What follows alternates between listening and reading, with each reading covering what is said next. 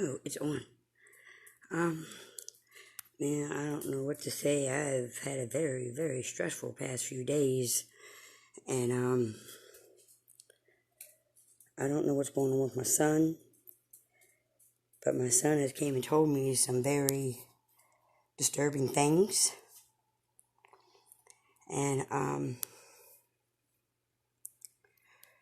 I'm kind of afraid that he might not even be in a safe place because of the things that my son told me. I'm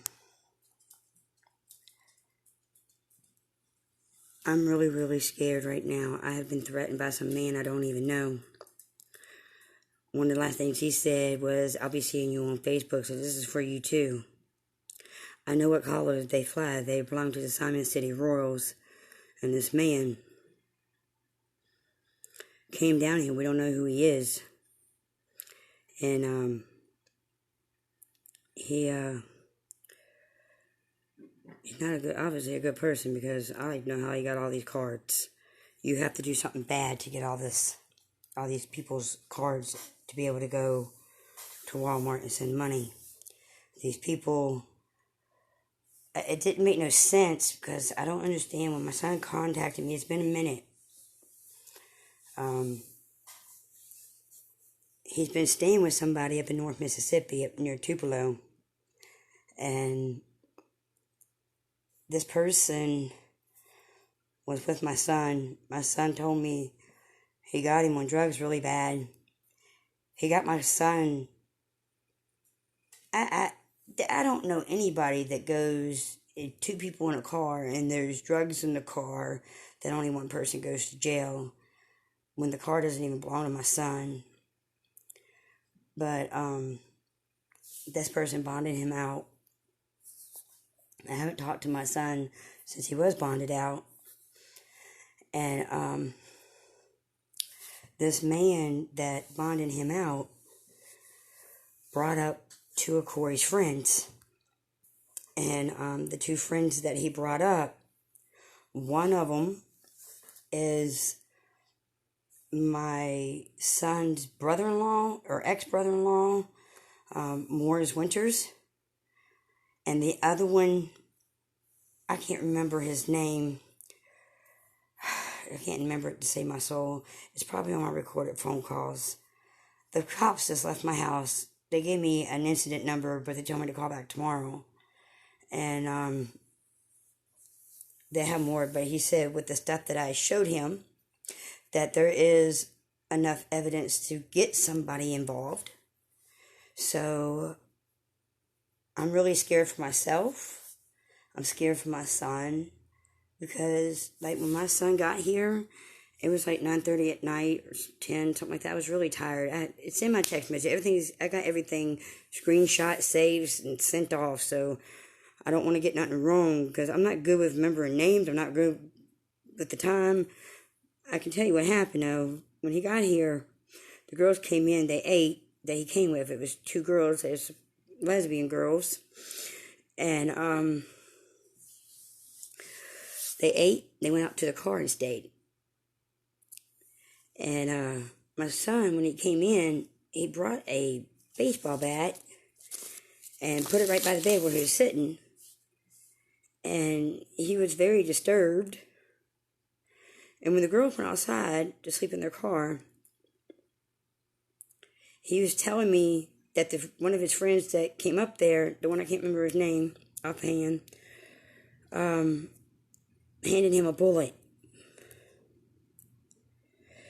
I haven't physically talked to my son since he left.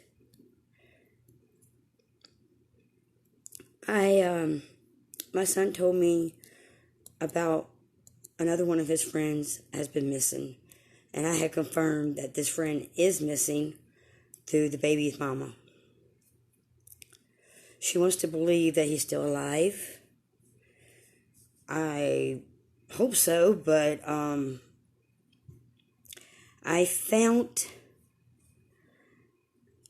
an obituary, but it has a black man's picture for a white man's obituary. My son said the birth date doesn't look quite right, but the information in the whole obituary links back to Mississippi, and the obituary is in Ohio, but it links back to Mississippi because they put his mama's name, the family's name, and my son left a list, and I called that list today, and one guy that my son said was his father, which he says is his uncle. It was really weird because I'm glad I have all my calls recorded, because when I called him, I asked him about, did he know about this obituary? Did he know if he was missing?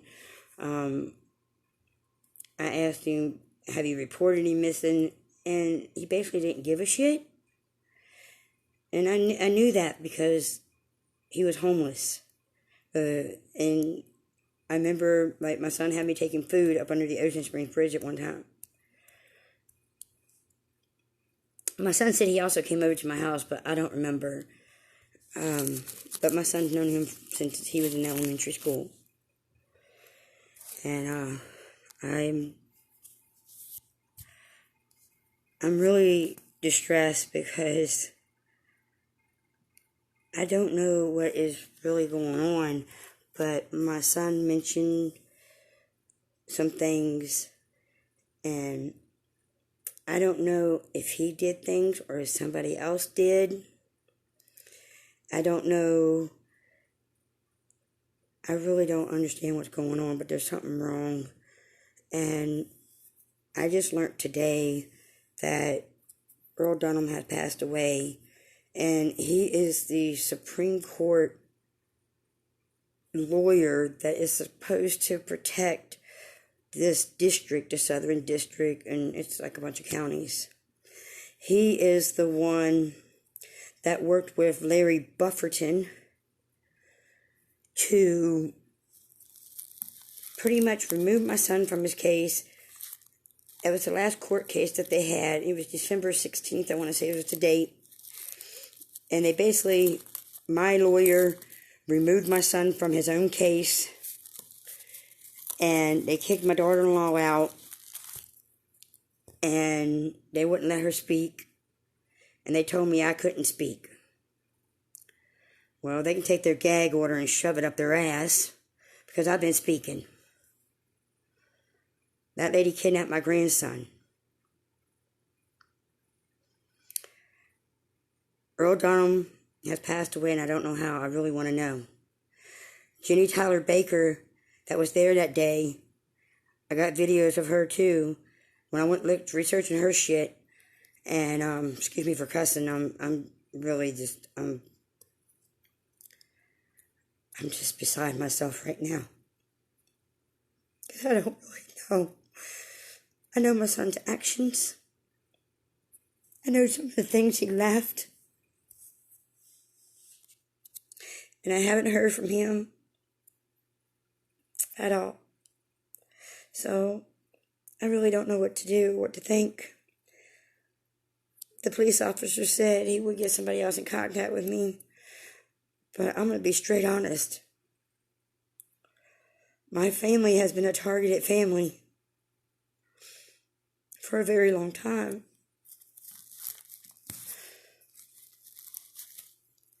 I don't believe the police department here is going to do anything for my family. And the reason I don't believe they'll do anything for my family, I'm trying not to cry, is because my mom worked for the people that were involved in killing the Sherrys on the Gulf Coast. My mom dated the police officer that helped hide the crime. If y'all remember, well, no, I blocked the video, but I guess I can show it to the police. I don't know. But in the video, where I went out the other night looking for something, I recorded it because it was night and I was in a weird place. And I didn't want someone to say I was doing something I wasn't. And when I was on my bike, this lady, she stopped. She stopped right before the stop sign. She looked right at me, and she stopped before the crosswalk. So I rode my bike right, to go across, because I thought she was going to sit there. I don't know. But as soon as I got in front of her, that lady gassed her thing and almost hit me. And it was an Oriental lady. Steve Patterson is my mom's ex-boyfriend that took my mom to Atlanta. Back at that time, right after, Steve Patterson, Jimmy Manning, kept taking my mom to the Gulf Coast Mental Health and saying that she was crazy for the things that, she seen, and her involvement in helping steal the money to the Horseshoe and the Golden Nugget. They're the ones that signed off for her electroshock therapy without our family even knowing what happened.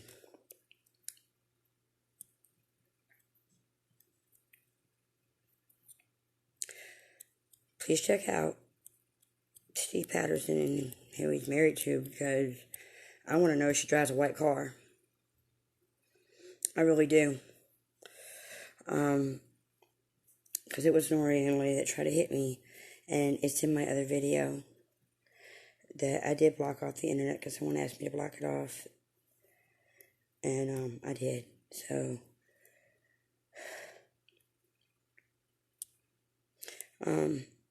my mom, there's a video on my YouTube. It's been probably two months, maybe a little bit more, I'm not too sure. I did a video about a lady at the facility taking her phone over to my mom and showing her a video of my son rapping on YouTube. My mom asked if she could hear it, and the lady said no. And she goes, ain't that your grandson? And my mom said, yeah, let me hear it. And the lady walked off. To me, I take that as a threat. And this is why I don't know who my mom's owner is. I have no clue who makes the decisions over her and who is holding her in this nursing home.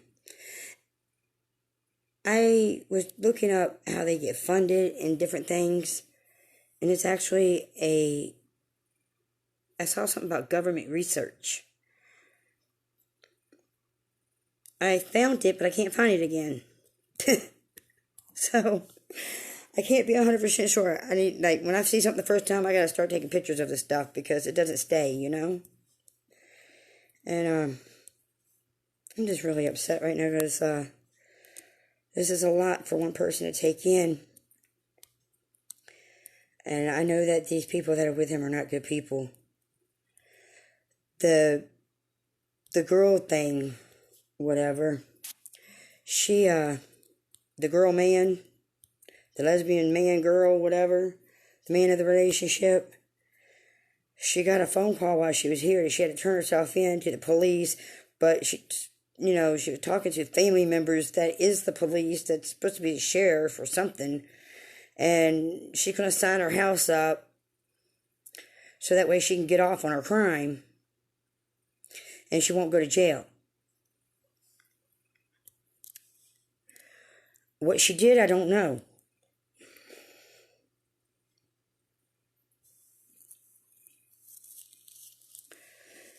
I just know that there is something going on, and it's not right. My son was very upset when he came and saw me. I was so tired. He was just talking a lot. But when he got, in the text message, you see me tell him, I'm like, hurry up and get here, I'm sleepy. But he kept me up till almost 5 o'clock in the morning. I just fell asleep when I'm talking. I didn't mean to. But what hurts me the most, the last thing I heard my son say, was, you need to give me money. Mama, do you know I had to suck a dick? I can still feel it all up in me. So I can get here.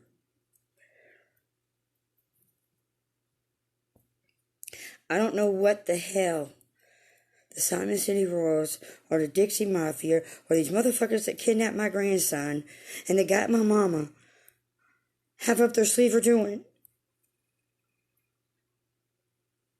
But I really hope somebody starts sharing this video.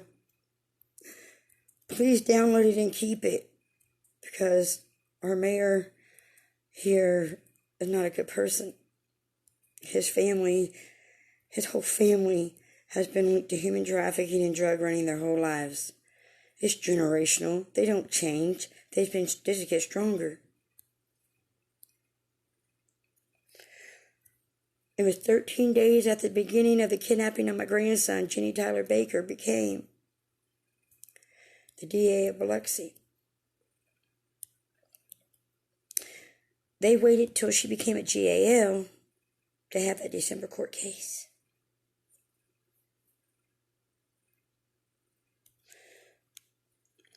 The main thing that really freaks me out the most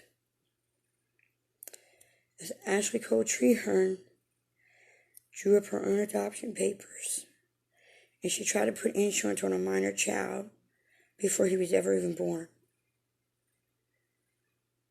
My son and his wife had no clue about this adoption until July. I have the text messages and everything to prove everything I'm saying. My grandson was born in February.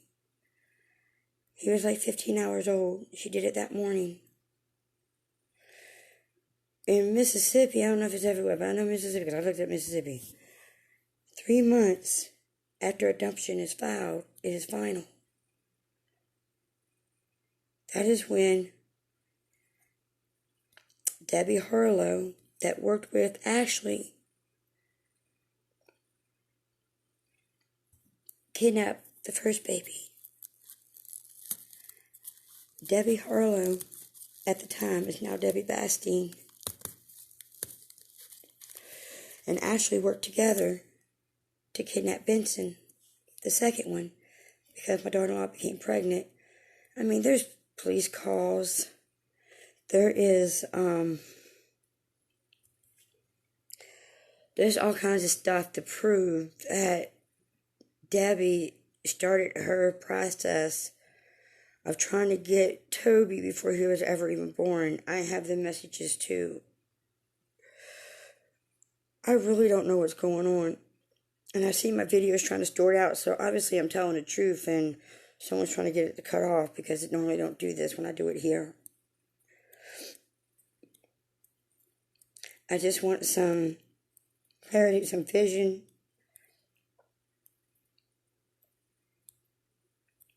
And I want to know what happened to these people. And I just hope whatever happened or didn't happen, my son didn't do anything, but I don't know.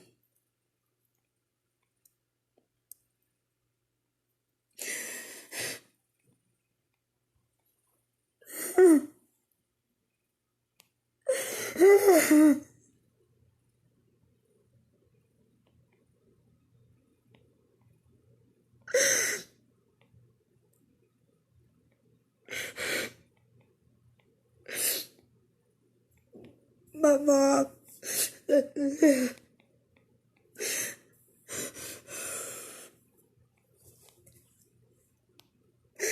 Oh my God.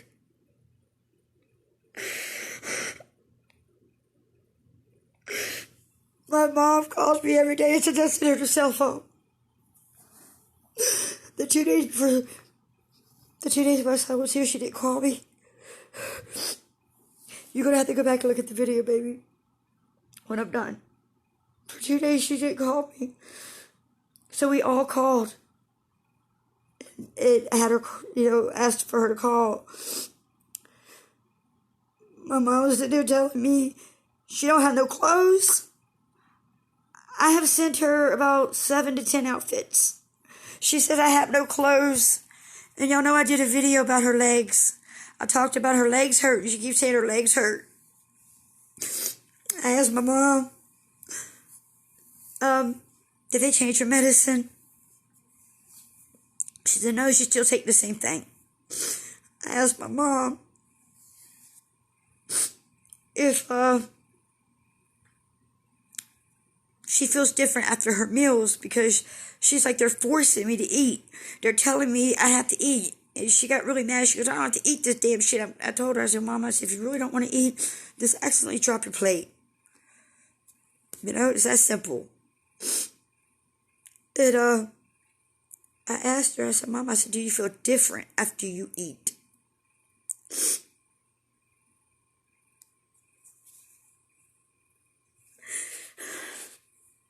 She tells me after lunch, that's when she starts getting nauseated and sick.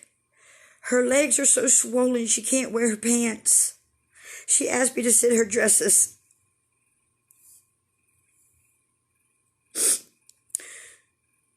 She didn't even know. She ain't called me for 2 days.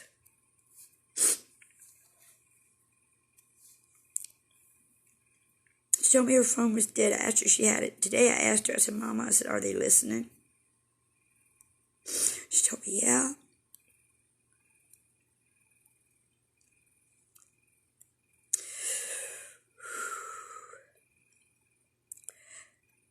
I really believe in some ways, after visiting with my mom and knowing the facility,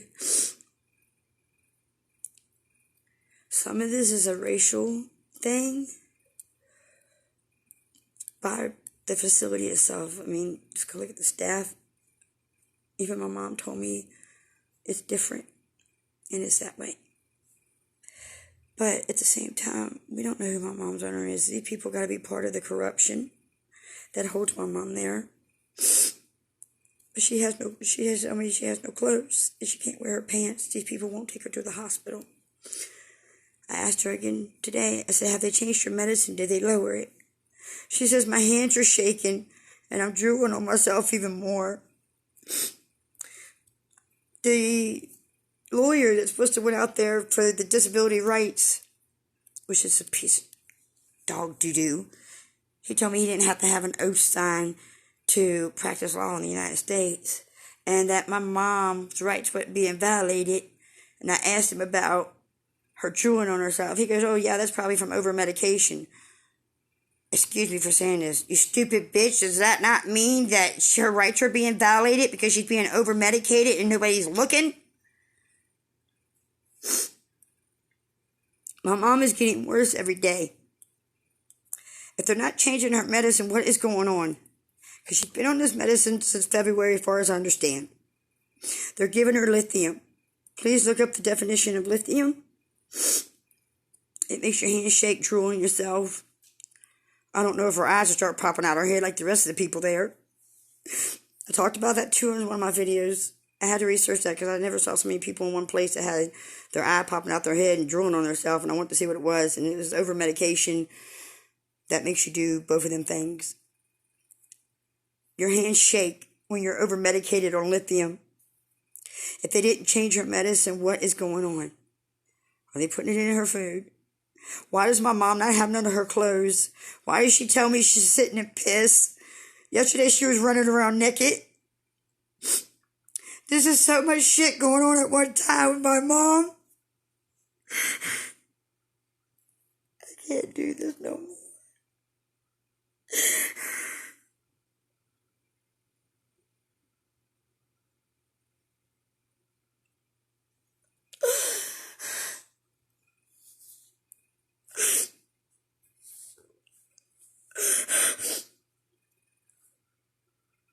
Oh God, I'm so sorry.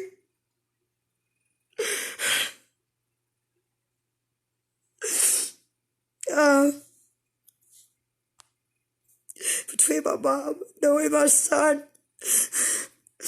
I have a Debbie Tells All video. Knowing my son was tortured, knowing that his dad told him he could have gave him away instead of his son, or his brother, and just mentally fucked him his whole life. Knowing that my son lost what his first love, they had a baby, and how it was destroyed, and watched that. and how his kids were just straight kidnapped, and how they just did the things that they did. How my son was raped, and they wouldn't take a police report, even though this man had multiple people that was made a report on him. There is other police reports on the man at the same time he raped my son, but nothing was ever done. Knowing all this stuff happened, my son, I know he's on a self-destruct. I know that because his situation is a little bit different than what I went through. But at the same time, it's still the same.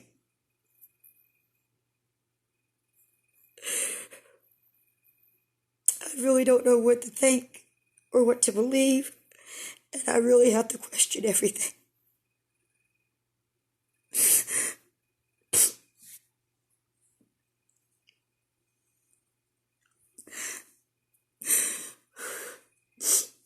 I just hope somebody, not on this internet, but somebody of authority that supposedly is doing something,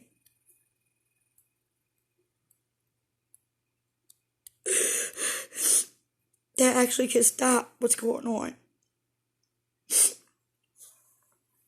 Because I really don't know. The things that happened over the past few days, the things that my son said to me. The threat that I got. Hold on, y'all. I gotta blow my nose.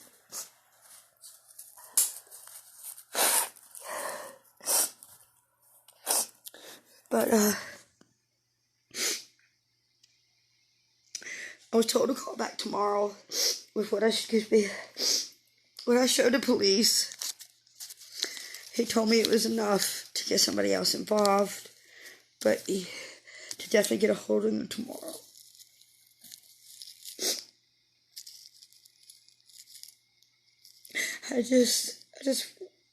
All I want is for this to end. I want it all to end. I just want my family home. And I want my son to get the help that he really needs. That's all I really want. And I want to know that he's okay. I want to hear his voice. Because I haven't heard it.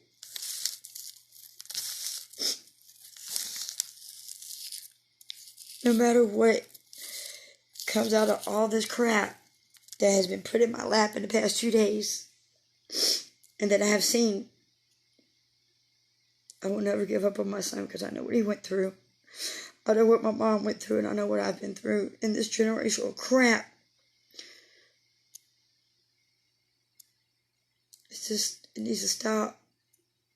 And I wish other people that, some of these similar things that's happened to them, generational, I just wish they would speak out and come together. Get off this internet and start speaking out in your community. Because nobody should be going through nothing like this. Nobody should be feeling like this.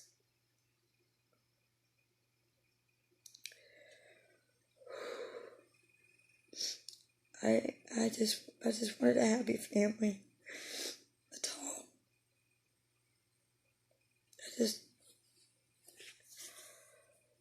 I just need to go and I gotta do what the police officer said and start doing some more research and start putting my shit together, because he says the more I put together, the more I can help them. And I don't know what I'm helping them do, but I just hope somebody just does something. Because I can't. And I'm going to tell you, even though I'm crying, just know that every single tear I'm getting stronger to come back and fight these people, and I'll never do nothing to myself. I've had plenty of threats saying that I was going to have my head cut off, fucking something, I'm going to kill myself and name Allah and all this stuff. They're going to call for me and fuck me in my ass. Just know, if anything ever happened to me, I would never, ever kill myself. I will fight to the day I die for justice for my family.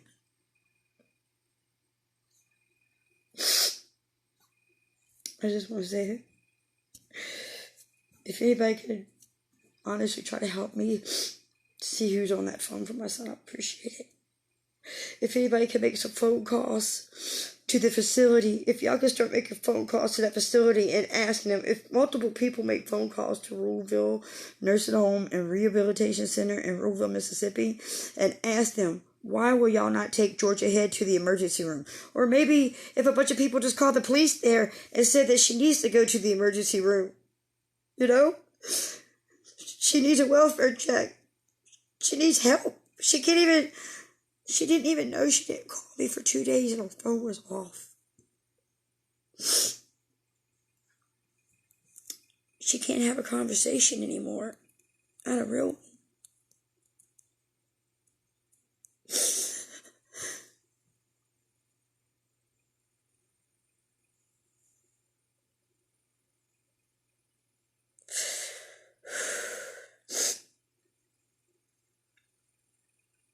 I just want to say, I gotta get off of here.